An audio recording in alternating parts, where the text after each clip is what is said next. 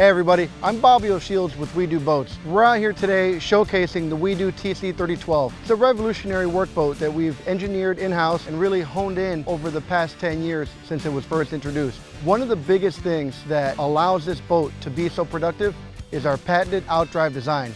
It's a twin-stern hydraulic outdrive system that allows us to operate in extremely shallow, weedy waterways. Pretty much worst-case scenarios that you are going to be presented with, this boat can get in there and achieve the outcome we're all looking for. And that's going to be a clean, happy, healthy waterway that's been mechanically harvested in a responsible way, and most importantly, without the use of harmful chemicals.